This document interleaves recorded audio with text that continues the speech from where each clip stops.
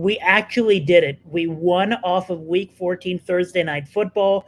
Turned out to be a decent game, unless you're a Patriots fan. But regardless, we're on. We're going to take the momentum and bring it to the Sunday slate for Week 14 and find some winners. This is the Player Profiler Pick Em Power Hour, starting now.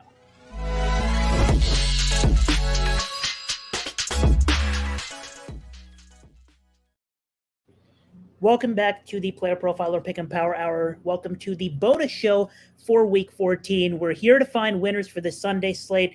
Coming off a garbage time winner, and boy, did we deserve that, because we've had such bad beats this season. But this is what gambling is all about, what playing DFS fantasy is all about. It normalizes over the course of a full season, and that's what happened this week. We got a good break. Hunter Henry was absolute air. Hit that in the late first quarter, I believe. 2 touchdowns as well. It completely slipped my mind that it was his birthday. Otherwise, I would have included that in the analysis for sure. But then Mitch Trubisky looking absolutely atrocious, got outplayed by Bailey Zappi. But on the last play of the game, Allen Robinson with his only catch of the game to get us green. Trevor, what did you think of that game overall? I think that's our best win of the season due to that game script. And we pulled that out because we had to take somebody from the Pittsburgh side, unfortunately. Right. Mitch being Mitch, throwing it to A-Rob to end. I bet A-Rob over just because his connection with Mitch in Chicago, 11 and a half yards. That was just like a sweet, sweet win. I had Hunter for every which way, except I chickened out, and I'm so mad at myself. I did not bet him for 2 TDs. I just thought there's no way Zappy threw it, right? Like there's just no way. And looking back at a value standpoint, I should add 0.1 unit on it. It was mispriced actually at FanDuel. So that being said, you heard us talk about it on the show. We broke down why. It was very simple, right? Like there was nobody available. Like there was only so many places to throw the ball. Zeke got us another touchdown for our season long. Good job, Mr. Zeke. That's, been interesting debate on Twitter now that Zeke might be the guy you have to have for best ball playoffs. So there's been, I've seen there's some lament across the land regarding that. For those that don't know why Ahaan made that opening comment, Ahaan is a massive Patriots fan, and a win is bad for them right now. He's trying to get a better draft pick, and that win did not actually help them. Yeah, and I'm basically just until last night I was holding out hope for a Caleb Williams or Marvin Harrison, and outside of that, I just know that I'm going to be hurt on draft night, and it looks like our chance at that those top 2 picks now gone. So at this point, nothing can hurt me anymore. Baseball is hurting me as being a Red Sox fan right now. Football is hurting me being a Patriots fan right now. I'm glad the NBA is on, and I'm glad we can find more winners each day, and we can make money off Underdog, and you can tail us using promo code Underworld if you are a new user. Use that code upon entry. You can get a deposit match up to $100. The Underdog pick generator has been great the last few weeks, where me and Trevor upload every Friday morning. We upload early leans for the Sunday slate, and this week, we love the slate. We've got 18 early higher or less than picks for the Sunday slate of the NFL, and you can tail as many of them as you want. You can make a bunch of 2-piece entries. You can make a 5-pick flex with the 5 favorite you like. You could do pretty much anything you want with those picks, but we got the picks up there, and most of these projections will move by kickoff on Sunday, so you want to get those in early. And we're here to give you our favorite ones, but like you said, just want to bring it up one more time. We got some life if you took our season-long entry insured. Darren Waller was basically Darren Waller this season. Is he bad? Yeah. Is he good? We don't know. And then he gets hurt, scheduled injury. So shout out to the Giants for ruining everything, basically. My Isaiah Hodgins best ball stacks, my Daniel Jones Dynasty exposure. Shout out to the Giants for ruining everything. But we still got life if you took it insured, and an insured entry on Underdog basically means that we could still profit and profit 1.5 times your entry. So for example, I wagered 100, I can profit 150 out of this if the other 4 hit. And that's a situation here. Don't mind the numbers on the screen. Obviously, Zeke does not have 29 rushing touchdowns. These are not updated. Even Christian McCaffrey does not have 29 rushing touchdowns. But Christian Watson, he's at 5. So, we at least get a push there. But we need one more. Just please stay healthy. Get us in the end zone one more time. David Montgomery cashed about 20 years ago.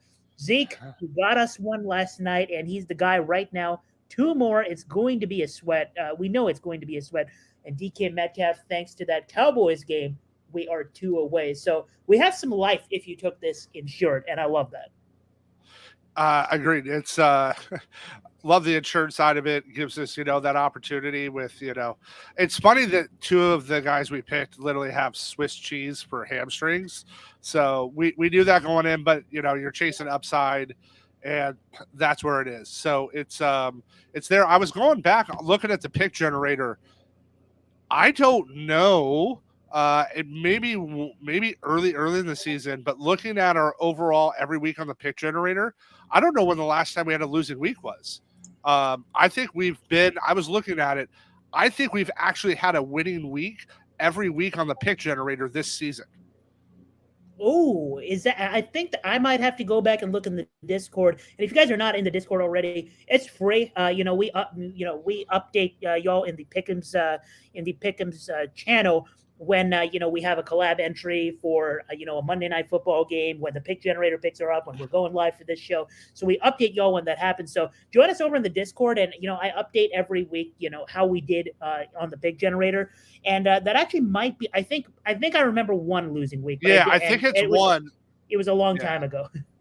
Yeah, at the beginning, but I was going through. I didn't get to finish, but we haven't had a losing week on the pick generator in a long time. Yeah. And, that's what we're going to try to do. We're going to keep cooking.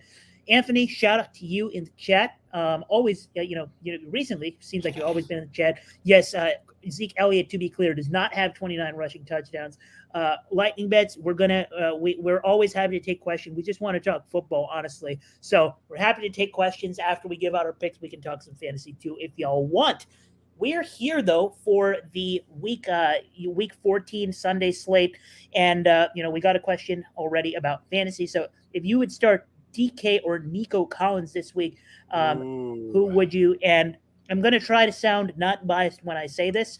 I'm going to let Trevor do most of the talking on it because I am a DK super fan. But I actually do like DK in this matchup. He had a rough game last outing against the 49ers, but historically owns Charvarius Ward.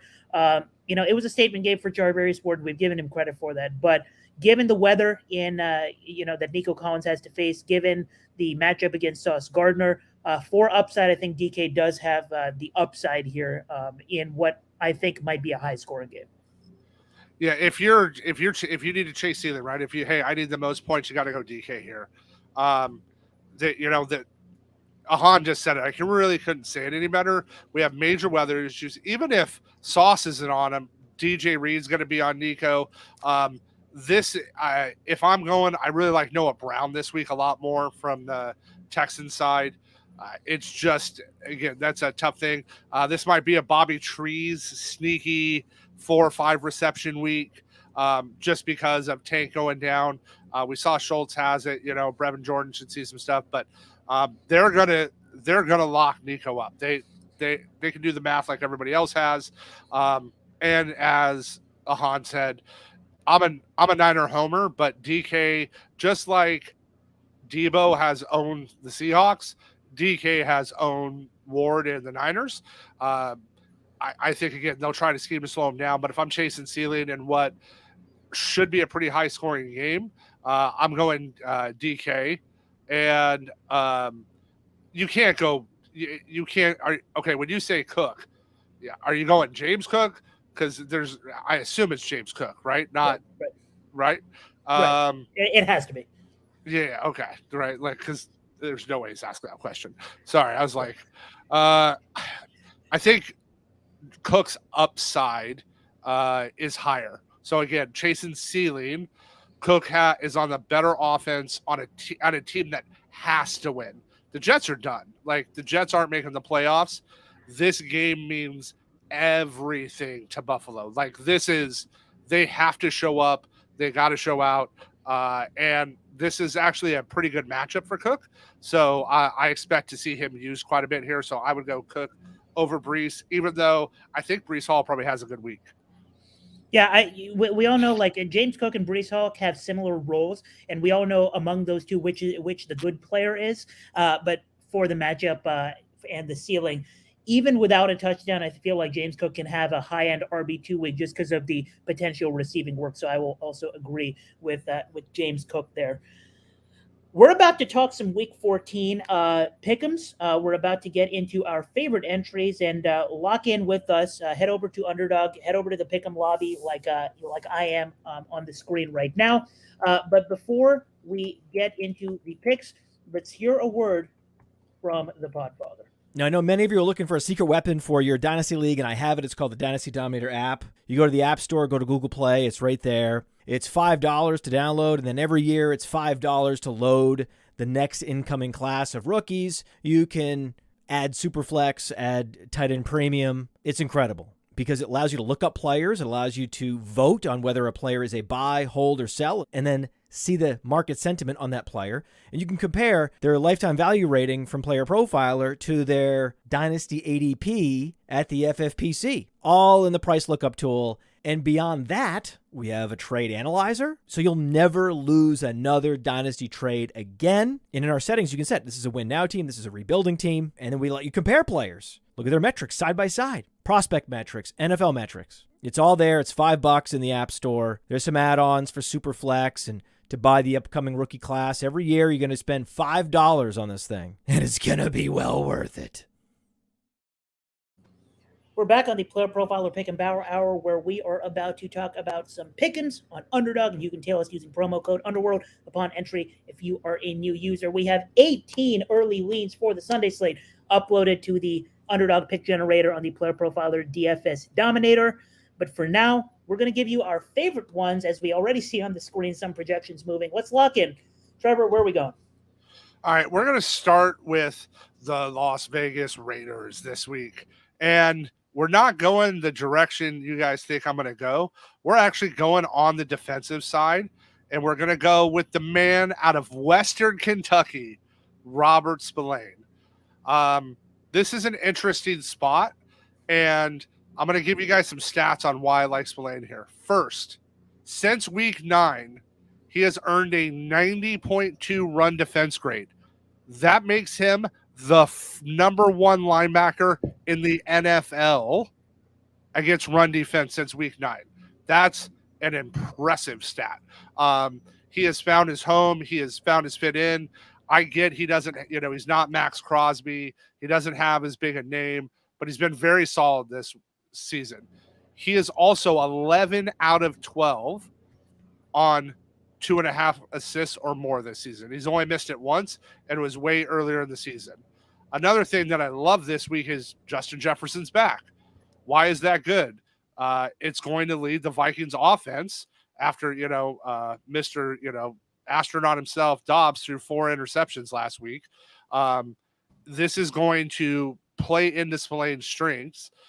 He's really good at reading QBs, and I think they're going to try to throw the ball more, which when they're throwing the ball more, this is going to give Spillane more opportunities for assists. This is currently minus 130 at Sportsbooks. This is going to move up. I've tried to play this, so everybody that's listening knows. I've tried to play this entry twice on Underdog this season already. It would have won both times, but both times by the show started, it was gone. They pulled it down. So get this locked in early. I don't think this will be here by Saturday night.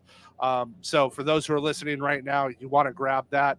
The other thing is Minnesota's passing at a 63% rate this season. That's a very high above expectation rate. And I think the Raiders are going to be able to score here. So again, I think we see some points, we see some offense. So if you haven't really looked, you can go check out Spillane's stats. He is an assist monster. He has 49 this season. He averages 3.67 a game. this is just a great spot to take advantage in a game where he's going to be needed. And if Crosby is banged up, which, it stays banged up and doesn't make this game, I think this line goes to 3.5 on underdog before there. So we're going to start with Robert Spillane. I'll give you a full breakdown in the write-up. And then I just got to go homer pick here. But there's some math behind my homer pick. And this pick moved 3 minutes before our show started. So I'm slightly annoyed, but I liked the pick still because of the situation. So we're going to the Seahawks 49er game, and we're going with Christian McCaffrey. This is just simple. This is a big game. The Niners are playing for the number 1 seed. Seattle is playing for their playoff life, and this matters. The 49ers are not afraid to use McCaffrey against the Seahawks. Last December, he had 26 rushing attempts. He had 19 earlier this season versus them. And this is a spot that I think Seattle is going to be able to defend Brock a little better. I think they'll make some adjustments and run some more cover 4 or cover 6 versus just straight cover 3 versus them. Keep in mind, the Seahawks also ranked 23rd in the league in rushing yards allowed. They're giving up almost 120. They're giving up 119.3 per game. They allowed, I just want you to think about this. They allowed Tony Pollard, who has been as a big a disappointment in his fantasy as any first or second round pick this season, to have 20 rushing attempts last week. He's not been close to that the entire season. They let Royce Freeman of the Rams have 17 rushing attempts against them. To give you an idea, even the Rams read Royce Freeman down their throat. They also are allowing 28.25 rushing attempts a game. I expect CMC to see into the 20s of these. I would not be shocked to see a 21, 22, 23 number. And San Francisco, just control the ball, grind them down. Don't let Seattle, get the ball in their hands and be in the position Dallas was in, where they let, Seattle get out ahead right away. They're having to throw the ball a ton. I think this is Shanahan's going to scheme up McCaffrey. I think we see, they haven't really pulled it out this season. I think we're going to see some Trent Williams in motion, putting him essentially as a tight end, bringing another tackle in. And if you're a linebacker or DB and you see Trent Williams running at you, getting a head start, that's as pretty much as unfair of spot as any player can be put in this league, trying to stop what is arguably the best all-around player in the NFL and is the best lineman. So, again, this is just a spot. I think they use him. I like CMC here for this rushing attempt side, and I think they just lead on him all game. I love it. And Christian McCaffrey has burned me in the past because, the infamous story of me taking his lower on rushing attempts at one game where he was on short rest. And that didn't affect him either. He was still very much involved, even in a blowout script. And in a game that I think will be closer than people give it credit for, they're going to have to use him, right? A divisional matchup, that they're going to use him. So I like that. So your 2-pick locked in. Lock it in with us right now. Robert Spillane higher than 2.5 assists, and Christian McCaffrey higher than 18 rushing attempts. And it might move to 18.5, but Trevor says he doesn't mind that either. Lock it in with us for half a unit. I'm gonna do something that I haven't done before. I like to expand my horizons a little bit, and I'm going to stay in the same games, the same 2 games that Trevor just targeted.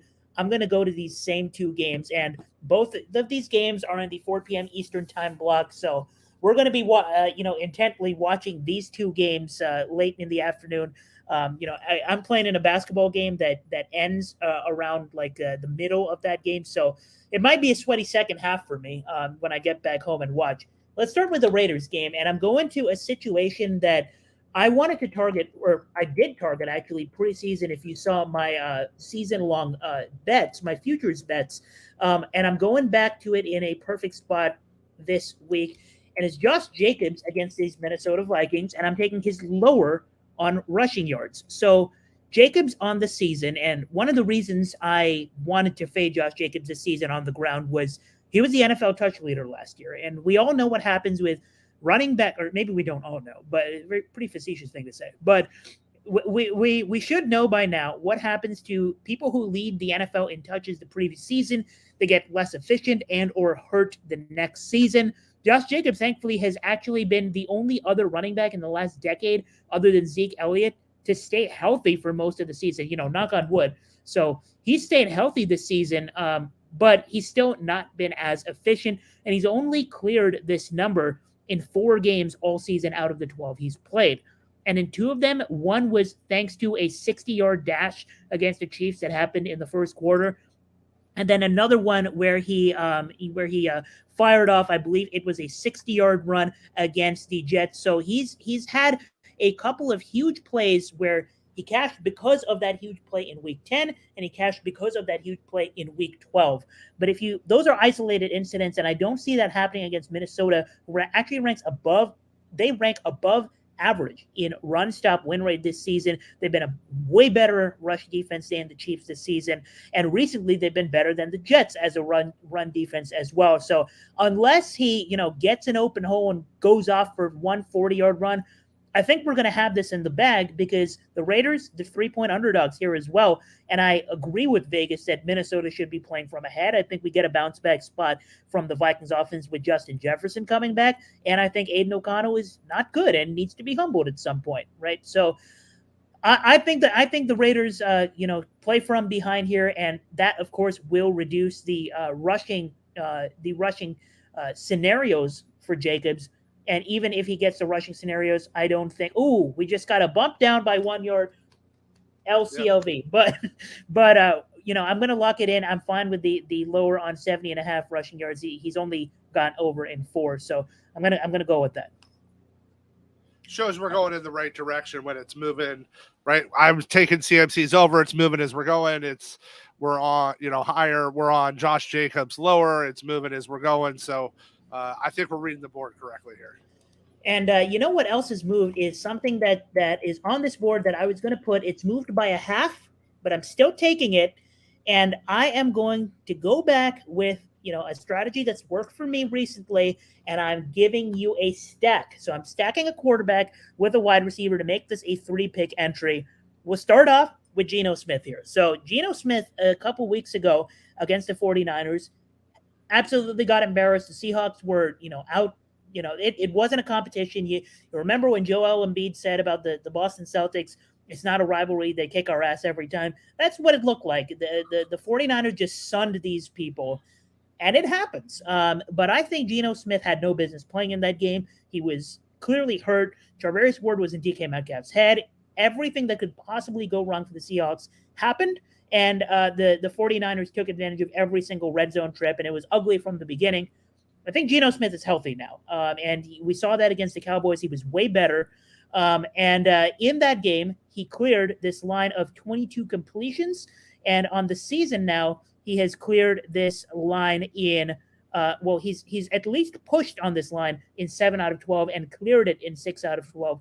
Now, again, probably a negative game script where he's going to have to come from behind. Seattle was 11-point underdogs, probably rightfully so, but they are huge underdogs. He's going to have to pass the ball. They can't run all over this 49ers defense. The one way to beat the 49ers is attack their secondary, which has been their only weakness. It's the only weakness on that football team. It's the secondary. Attack that secondary. You have Jackson Smith and Jigba healthy. You have DK Metcalf healthy. And you have Tyler Lockett healthy. And that's the pass catcher I'm stacking here. I'm targeting, no pun intended, I'm targeting your Smith pick is impacting this selection. Did we just find out that I can't stack completions with receptions? Okay, I'm fine with the receiving yards too.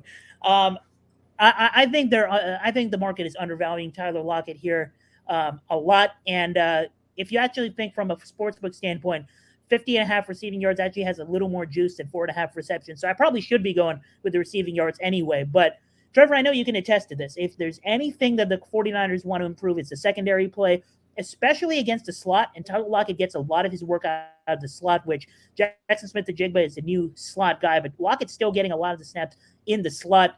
And when DK Metcalf plays, Tyler Lockett's more efficient, unsurprisingly. Over the last couple of years, Tyler Lockett, the ADOT goes up, the amount he's open goes up, obviously, because teams are more worried about DK Metcalf beating you over the top. And I think we see that again. Ward is going to want to shut down DK Metcalf again.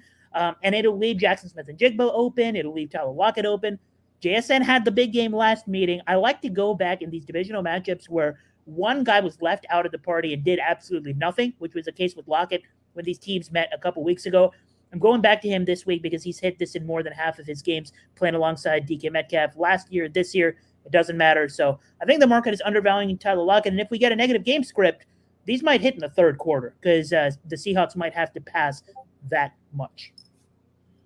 I don't see a spot where they're not having to, and it kind of ties in with my CMC prop. Why I think they try to take CMC, they use them, they grind them, so they're not throwing as much. Love it. Whenever we get Trevor on the same page of any pick in a 49ers game, we're doing something right. And I used to be that way about the Patriots before they became a cluster of nonsense. I don't know what's up with that football team, but the 49ers have been great reads on the show so far, and a lot of that goes to Trevor knowing his team. So I like that we're on the same page in this one. I'm going to lock it in before we get more bumps. Y'all should lock it in with us. Everybody who's watching, we appreciate you staying on the show. We've locked in Josh Jacobs lower, 70.5 rushing yards. Geno Smith higher than 22 completions. Tyler Lockett higher, 50.5 receiving yards.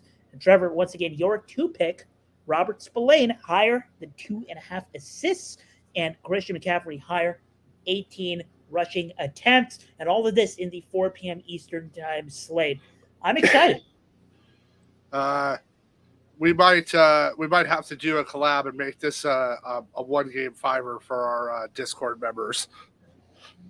And you know what? We have 18 picks on the pick generator. If I'm not placing a sneak gob myself, a sneak 5 pick, it's just wrong, right? So maybe I'll share a sneak gob with you maybe for Sunday Night Football. How about that? But if you want the main course of action, if you want all those picks, you're gonna have to go into the DFS Dominator to see all of that. Trevor, you've won so much on the show. I've started, last like 6 weeks or so. I've been hot, but the elusive show sweep, we need that, and I feel like this is a 5-0 card. I'm looking forward to this week 14 slate. Even though there's a bunch of nonsense going on with, CJ Beathard versus Joe Flacco, a lot of low totals, a lot of bad weather, but I think we found some winners. It's hey, Zach Wilson's back, baby. We can we can all rest knowing the Jets have him at the helm. Yeah, that's a way to end a show. Zach Wilson, go do your thing, I guess. But see you all next week on Wednesday after hopefully a 5-0 slate. Hey, I want to take a moment to thank you for tuning in. It's important to me that all of our media be free. This is only possible because of you allowing a true independent sports media enterprise to thrive unlike any other in the business. So please subscribe to the All In Package to continue to make all of this possible, to ensure that all of our stats, information, data, content is available to you, especially you, the people that get the site and get the show.